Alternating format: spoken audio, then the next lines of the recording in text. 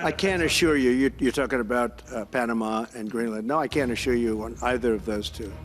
But I can say this, we need them for economic security.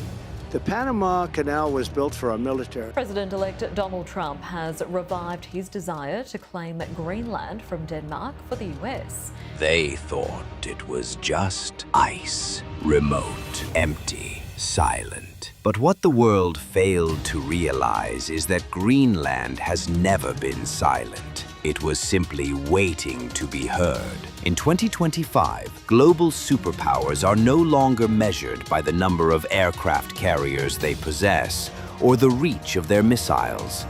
President Trump is not giving up his efforts to buy Greenland from Denmark. Yesterday, he told reporters aboard Air Force One, that controlling Greenland is necessary for international security. Power has evolved. It's about influence and strategic presence. And at the center of this new global map lies a frozen prize, Greenland. What started as an offhand suggestion by Donald Trump years ago, a public offer to buy Greenland, was once laughed off as political theater.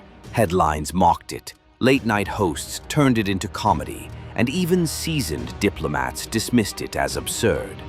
But hindsight has a way of changing the lens. That proposal wasn't just a bizarre moment in political history. It was a flare, a desperate grasp for relevance in a shifting world order. Because what Trump saw, and what many ignored, was that Greenland wasn't just ice and isolation. It was leverage. Beneath its frozen crust lies a treasure trove of rare earth elements, molybdenum and other strategic minerals, the kind that fuel the engines of modern power. These resources don't just support industries, they define them.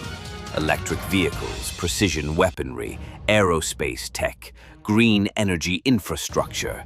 They all depend on materials that are becoming scarcer, more politicized, and more valuable by the day. And Greenland holds one of the last major frontiers for them. Trump's offer was, in truth, a reflection of growing anxiety, a realization that whoever controls Greenland isn't just buying land. They're buying the keys to the future. Trump, once again in the headlines, isn't joking this time. His rhetoric has sharpened, his vision bolder. From his private estate in Florida, he's not just speaking about territorial expansion. He's drawing maps, and those maps include Greenland. The US pledged a modest investment to Greenland's development, but that was mere noise. This morning, Denmark's Prime Minister has praised the people of Greenland for their resilience amid mounting pressure from the Trump administration to take control of the semi-autonomous Danish territory. President Trump reiterated his desire for a U.S. takeover of Greenland in the Oval Office yesterday. The world needs us to have Greenland, including Denmark. Denmark has to have us have Greenland. Because while America issued press statements, Canada acted. Ottawa executed a $3.1 billion partnership with Greenland's government. Canada didn't just bring money, it brought architecture. Greenland responded, not with caution, but with conviction.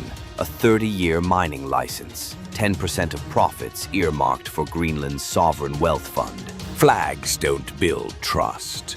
Runways don't guarantee influence. Foundations do. Economic, diplomatic, and environmental. And while Washington reached for its playbook of military leverage, Greenland was reading from a different script altogether. Instead of being drawn into a standoff, it leaned into diplomacy.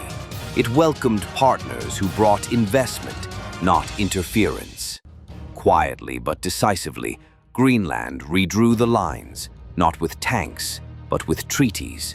From Brussels to Oslo, European powers followed Canada's lead. Norway backed port developments. The EU extended grants for green infrastructure. Finland proposed shared hydrogen routes. This wasn't charity. This was a recalibration of the global Arctic strategy. Washington responded with high-level visits. Vice President J.D. Vance toured Thule Air Base, reaffirming military support and strategic interests. Number one, I think a lot of Americans wonder, why does Greenland matter so much? Why does the mission of this base matter so much to the American people?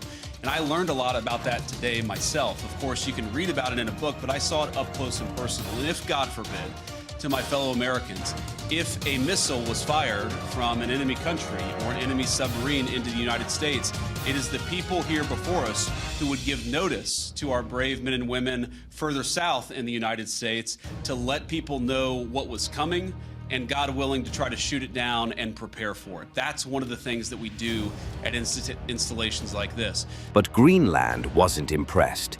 Nuuk issued a quiet but clear statement. We do not respond to pressure. We choose our future.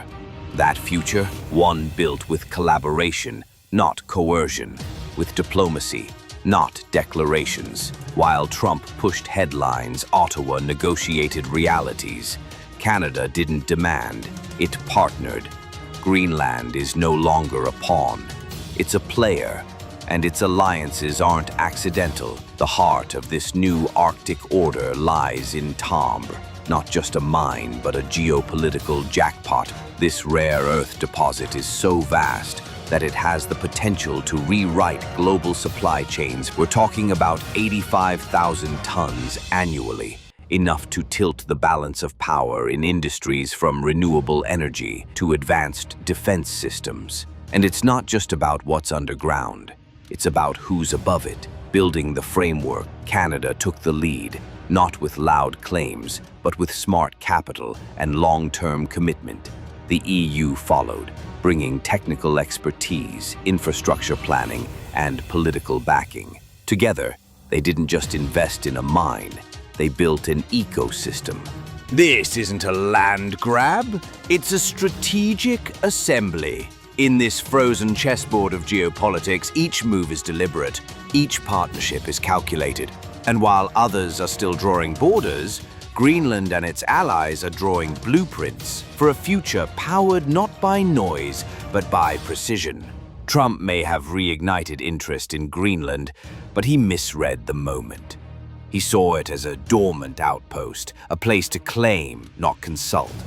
But Greenland has changed. It's no longer the overlooked ice mass sitting quietly on global maps.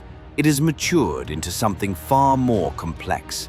A sovereign voice with agency, with leverage, and with options. Today, Greenland is a strategic bridge connecting continents, economies, and energy networks. It's not a prize to be won. It's a partner that chooses who to work with on its own terms, with its own conditions. Trump saw geography. He missed the transformation. So, has America lost its edge? Or is it just learning that in this new world order, the future belongs to those who listen before they lead? Drop your thoughts in the comments. Subscribe for more deep dives on global power shifts and stay tuned, because this story isn't over yet.